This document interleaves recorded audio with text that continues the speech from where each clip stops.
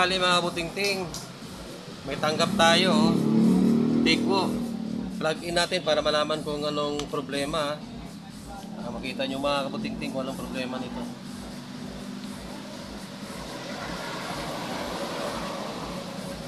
Okay. Mga kabutingting, tingnan nyo. Yung mga kabutingting, ang TV, mayroon siyang line. Kung titignan nyo, hindi naman siya halata. Pagmasdan nyo rin, ayan o, mga kabutingting, nakikita mo parang red bar lines na ganyan, no? Oh, nakikita nyo to, yan mga kabutingting. Kung minsan, ang sabi ng may-ari, nawawala naman yan. Kaya lang, kung minsan, mas tumitindi pa ang tingkad ng bar lines na yan. Mas tumitingkad pa. At kung makikita nyo, yung parting may bar lines, may pagka iba po ang kulay niya. Pag natapat po minsan ang mga image ng picture, ay parang may pagka mongoloid po yung tsura. Kaya mga kabutingting, ang sabi ng may-ari, nasira na ito dati, dinala niya sa isang pagawaan, motherboard ang sira at wala namang available, kaya ang ginawa, pinalitan ng board. At nakita nyo ang board na lumabas kanina, yun po yung pinalit. Okay mga kabutingting, ang usapan namin ng may-ari, palit na lang LCD. Gawa ng, pwede namang i-repair ang ganyang issue. Ang kaso, ang sabi ko, hindi naman yan tumatagal. Dahil, panel issue na yan. Sisinginin mo yung may-ari ng repair sa ganyan. Tapos, hindi naman tatagal. Mga 1 linggo, 2. Wala.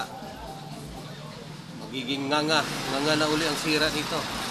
Kaya sabi ko may-ari, palit LCD tayo para matagal. Para hindi na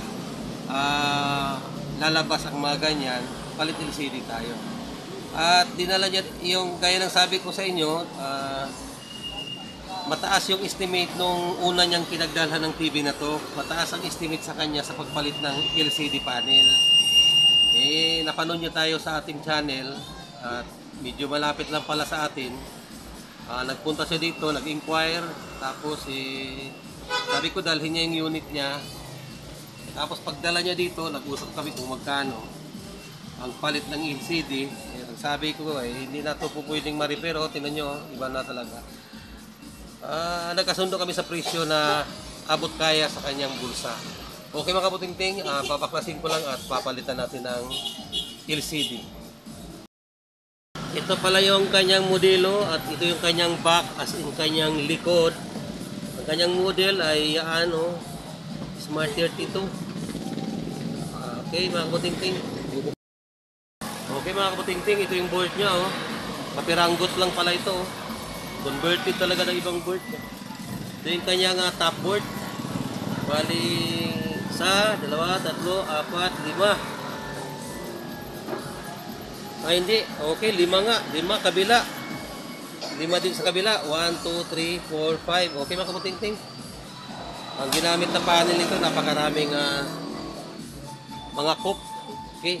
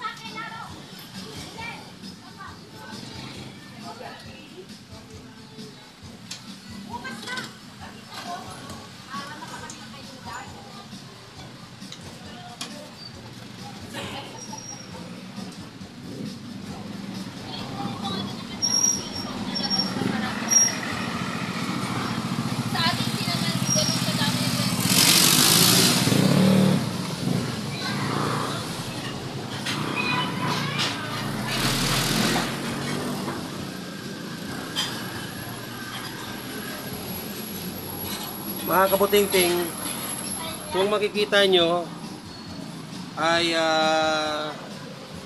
baliktad. Baliktad mga kabuting-ting yung picture. Kailangan pa natin mga kabuting-ting na i-mirror ito.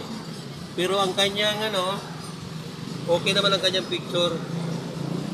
Hindi naman siya mukhang aswang at wala na rin yung kanyang weight. So tatakpan ko lang mga kabuting-ting at ng ating ma-final ang pagmumukha nito. Okay. Okay, makita nyo mga kabuting-ting. Balistad ang mga tao nito mga kabuting-ting. Balistad, gawa ng magkaiba sila ng klase ng LCD panel na pinalitan natin. Okay? Kasi ang universal na ito ay kinocode. Ipindutin lang natin itong power at saka yung seat. Kapag nakikita na po natin yung ilaw na umiilaw, papasok lang po natin yung code na 510. Okay mga kabuting-ting. Ayun, gumana na siya, gumagana na. Ngayon, para itong pagmumukha ng TV na to ay mailagay sa tamang posisyon, ay gagamitan po natin siya ng mirror. Kailangan natin ma-i-open yung kanyang factory service mode upang ang pagmumukha ng TV na ito ay mailagay sa ayos. Ganito po gagawin natin mga kabuting-ting. Search 2580. Ayun mga kabuting, lumabas na.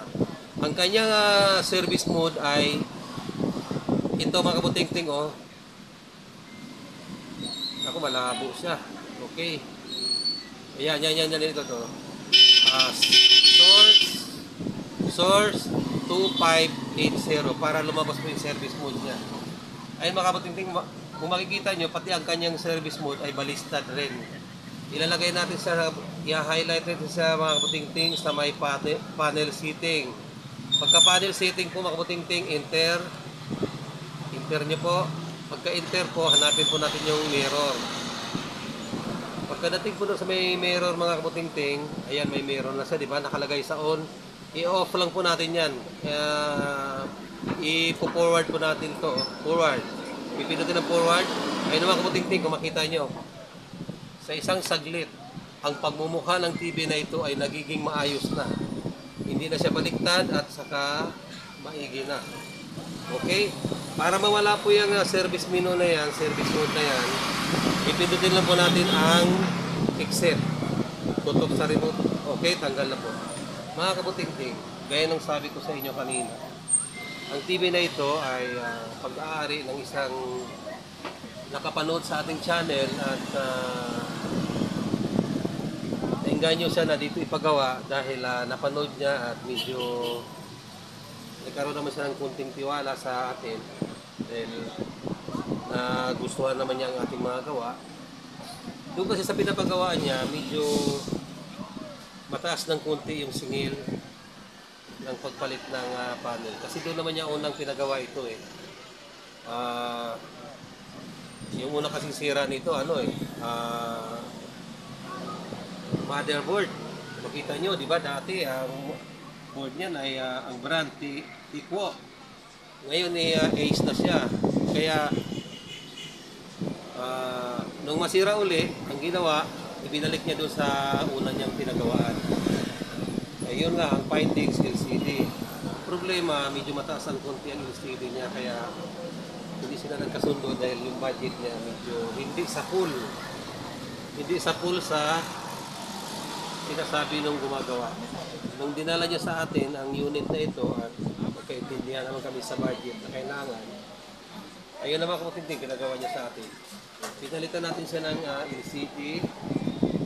Nalit po ang kanyang LCD. Kung makita nyo ang pagmumukha ng kanyang LCD mga kabuting-ting. Mukhang napakarami niyang mga galamay.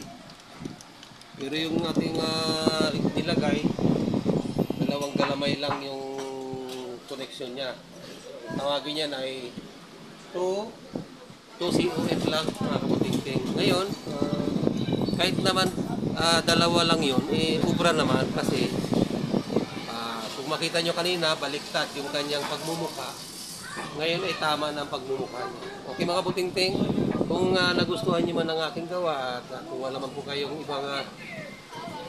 ibang pinagkakabalan, kung maaari sana ay huwag niyo pong kalimutang mag-subscribe, like, and share, at hit na notification bell upang mayroon akong bagong i-upload na video ay ma-notify kayo at mapanood nyo muli ang mga video na aking. Okay na po ang TV na ito. Maraming pong salamat sa inyong panonood.